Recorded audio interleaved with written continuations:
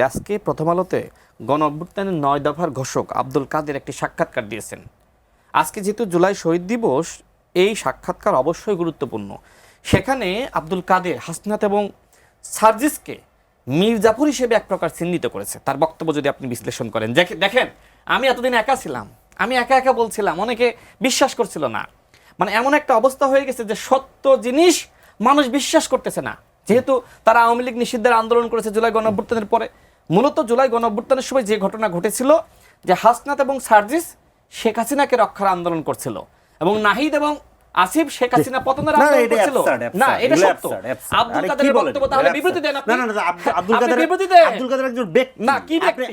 আপনি যারা এটা বলেছে আপনি তাদের বক্তব্য শুনবেন না। আমি মনে করি না, আপনি তাদের বক্তব্য শুনবেন না। না, সেটা ঠিক আছে, সেটা ঠিক আছে।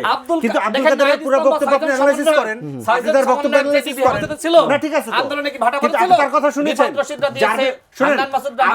আমার কথা শুনেন। আব্দুল কাদের অন্যতম পোস্টার বয়। ঠিক আছে, কোনো অসুবিধা নেই। তিনি তাকে তো ব্যক্তি বলতে পারেন না। না, ঠিক আছে। আব্দুল কাদের মিথ্যা বললে আপনি বিবৃতি দেন। না, মিথ্যার কথা আমি বিবৃতির কথা পরে আসছি। সার্জিসকে এই বিষয়ে বক্তব্য দিয়েছে। না, এটা আজকে মাত্র হয়েছে। আপনি আমার কথা প্রকাশ আজকে হয়েছে। আপনার বিরুদ্ধে এইটা নিয়ে আমি অনেক কথা বলেছি। আমি তো জানি যে সময় নাহিদ আর আসিফ যে সময় দিচ্ছে আপনাকে দিব না, শেষ আপনাকে দিবে। যে সময় নাহিদ আর আসিফ শেষ করব ডিবি হাতে মার খাচ্ছিল, হাসনাত এবং সার্জিস পুকুর পাড়ে ঘুরছিল, বিষ খাচ্ছিল। এইগুলো বললে হবে না, এগুলো প্রমাণ দিতে হবে। আসিফকে জিজ্ঞেস করেন, নাহিদকে জিজ্ঞেস করেন।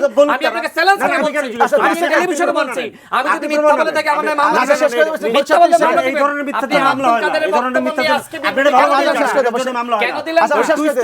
সমস্যা নেই, না, যার বিরুদ্ধে অভিযোগ দিচ্ছেন। গণ অভ্যুত্থান। আচ্ছা, তো আপনাদের দুজনকে ধন্যবাদ।